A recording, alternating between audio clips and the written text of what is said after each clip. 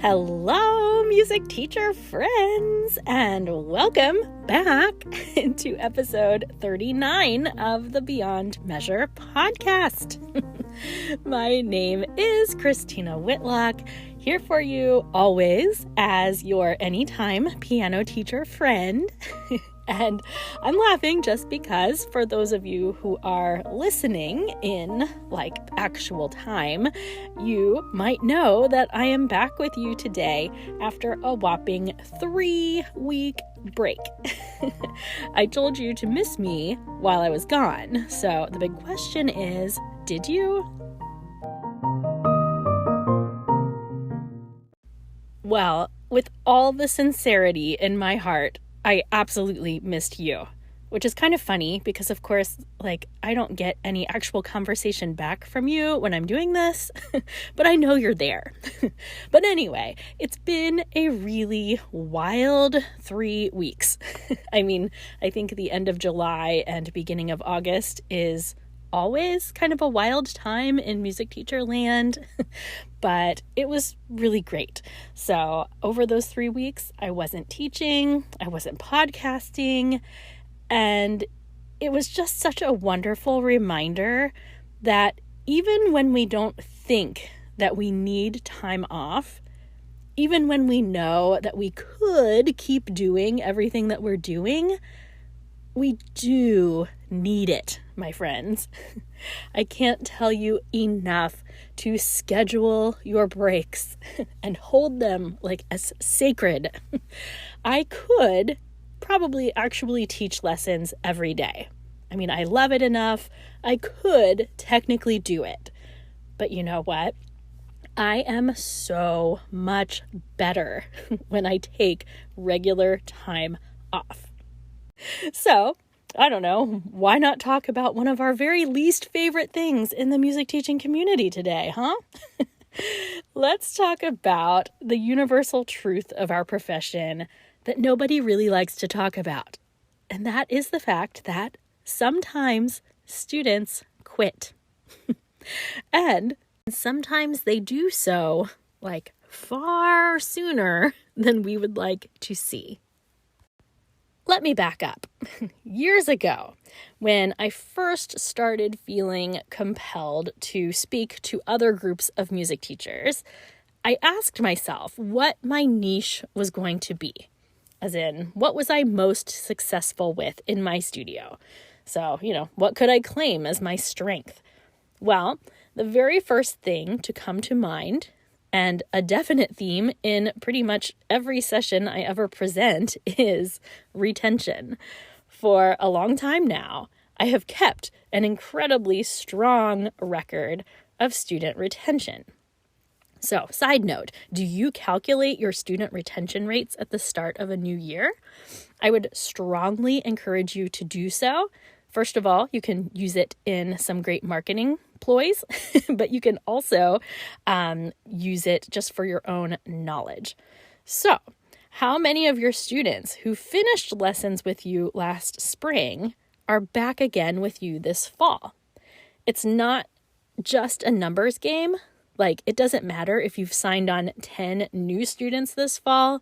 We're here looking at specific students who choose to continue versus those who do not.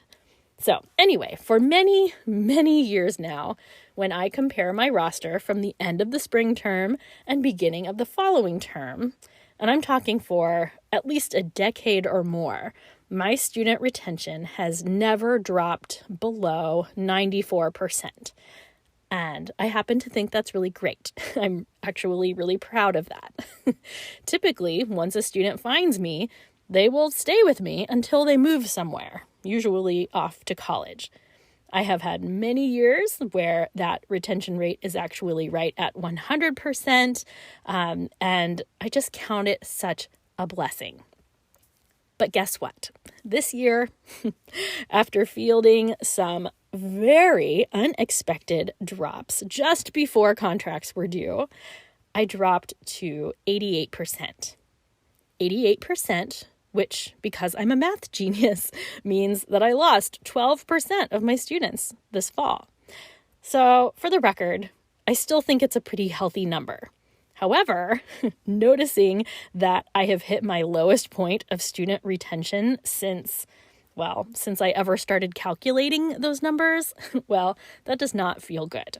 So, I filled the spots and then some. So it's not a business problem.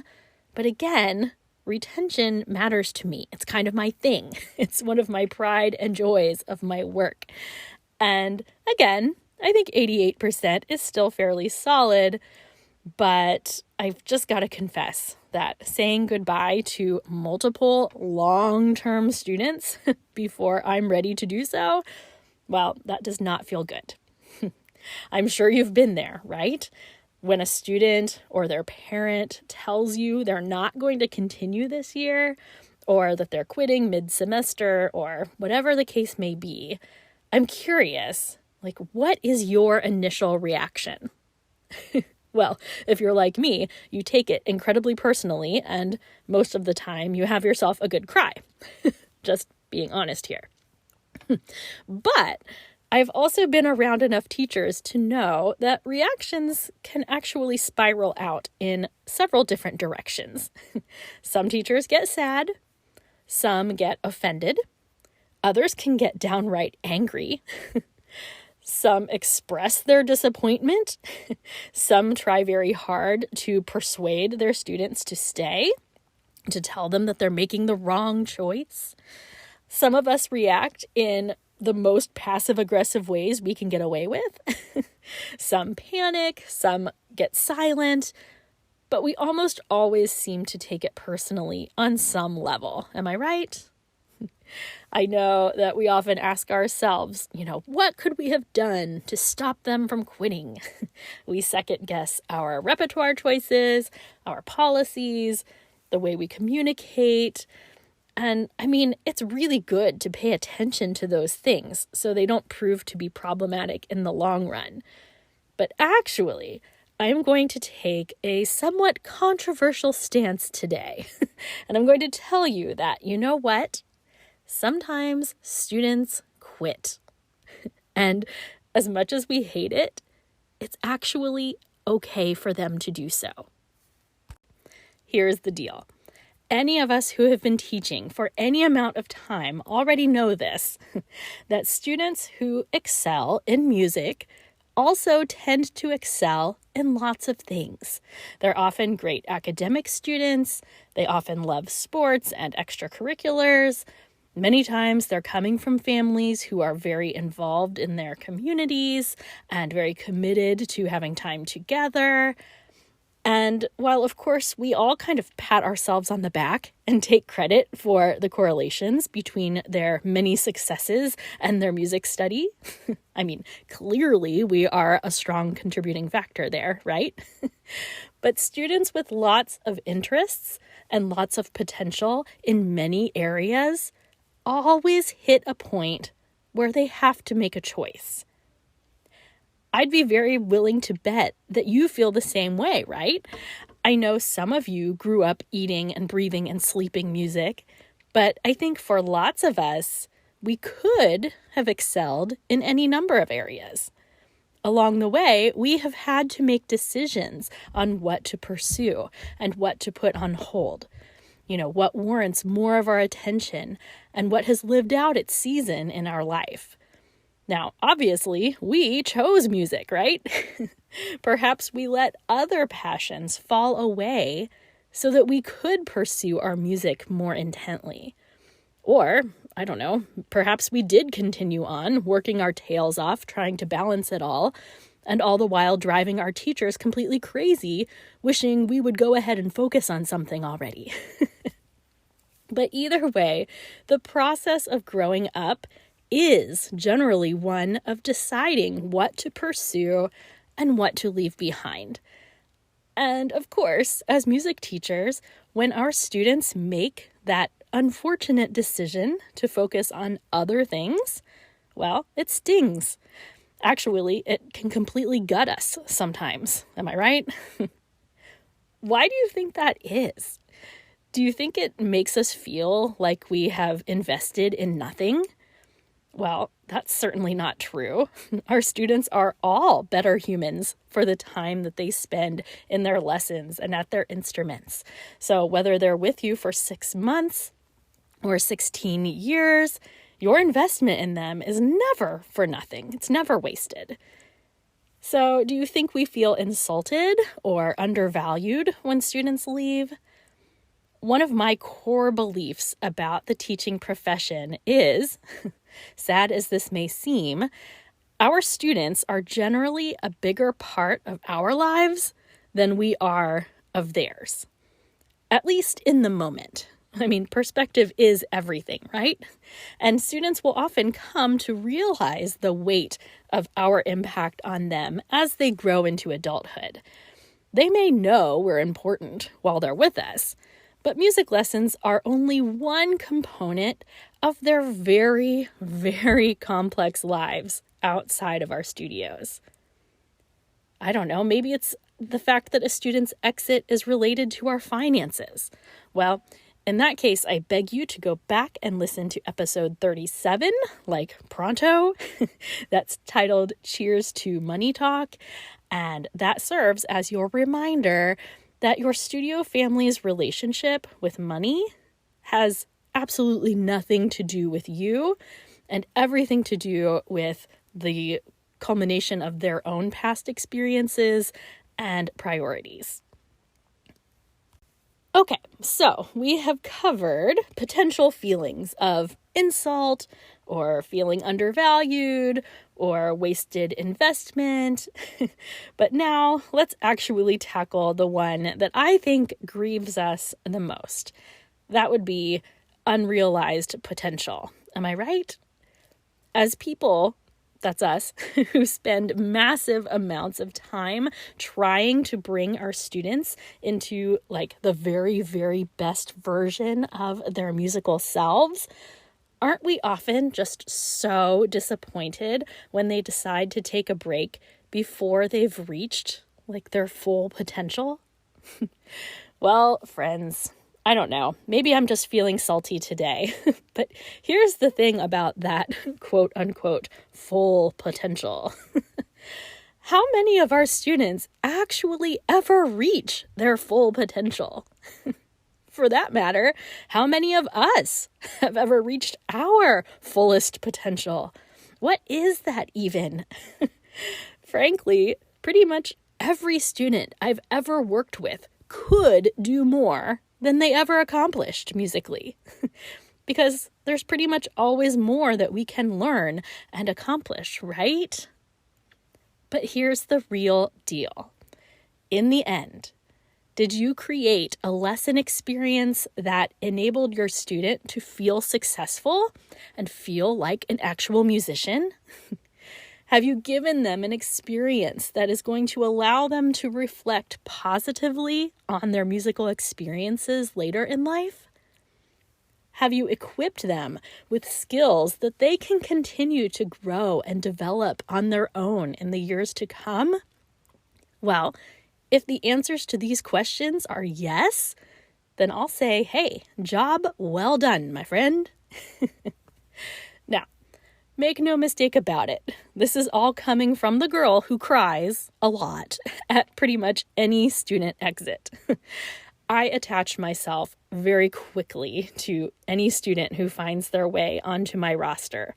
My students are instantly some of my favorite people on this planet. But I guess because I adore them so much, it's also okay when they make the choice to invest in greater passions. I mentioned earlier that I have had some very, very unexpected drops this year from some very talented, very dedicated students. You know, families who love me, students who have been incredibly successful, and kids who genuinely love playing the piano. In all honesty, if I'm being really truthful here, in multiple cases, these kids are actually already equipped to go out and do anything that they're realistically going to want to do in their lives with this instrument. And I can sleep well tonight knowing that that's the case. But, of course, these are all students who did have so much more in them. And honestly, I do expect at least one or two of them to find their way back to me. But truly, as musicians, as human beings, as positive contributors to society, I could not be any prouder of any of these students that left this year. And I do 100% take some of the credit for the successes they are finding. So friends, here's the thing. If a student tells you that they are leaving, feel all the feelings. You are invested, you are entitled to feel whatever you feel. Because these decisions do have big impacts sometimes on our hearts and on our wallets, which, both of those aspects matter big time. But I will beg you today, absolutely beg you, to consider how you are responding to your students and to their families if you get this kind of news. I don't know if you've ever thought of this, but the end of an experience often plays a really huge part on how we remember that experience. It happens with relationships all the time, right? I don't want to be morbid or anything. And it's not that this is right, but think for a second of a loved one who is no longer with us on this earth. Don't we often find ourselves thinking of the circumstance that led to their departure first? If you think of a past relationship that maybe went sour, don't you tend to think about the way and the reasons it ended first? For the record, this is not the healthiest approach to life, and we should all work on that. But since it is often the case, we would all do well to consider our reactions when students announce their departures. The next time a student tells you that they're going to take a break, or whatever it may be, take a deep breath. Feel your feelings. Remember that in 99% of these cases, this was not an easy decision for the family to make. There have likely been multiple conversations taking place and probably some tears and some hefty concerns over not wanting to disappoint you, their beloved music teacher. So instead of heaping on the guilt, try this. Try reminding them how proud of them you are, how much you have loved your time together, and how it just won't be the same without them. You can tell a sweet story from when they were younger, or remember a time when they left the audience speechless with an exceptionally terrific performance. You can let them know that you realize this wasn't easy for them to tell you, that you don't take it personally, that you're not disappointed in them. And by the way, you will almost always see a physical sigh of relief when you tell them that you could never be disappointed in them. Tell your students that you will always be one of their top cheerleaders, whether they're on your bench or in your studio or not. Celebrate your students for their accomplishments, praise them for their discernment, and then, by the way, celebrate yourself for what you have brought to their life, because it is a gift. And maybe also pat yourself on the back for how impressively mature you are handling this all so well.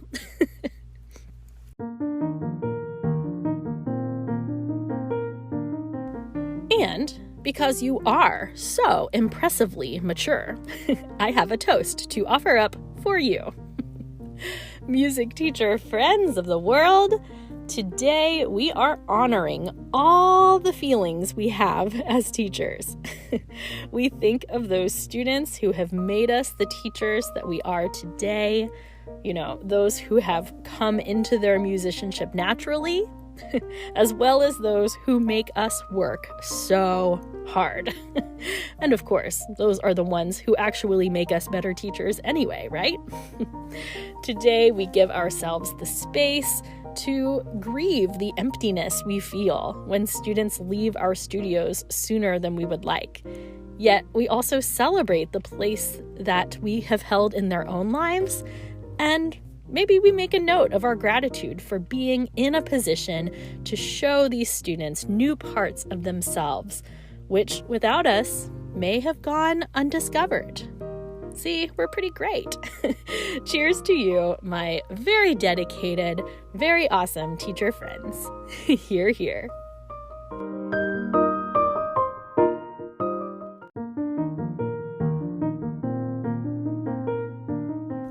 Okay, that's it for episode 39. So before we go, I'll just tell you, don't be shy.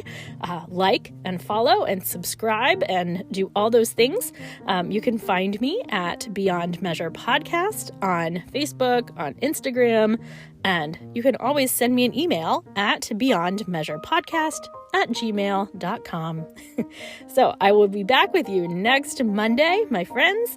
And until then, let's all just work hard, rest well, and yeah, be nice.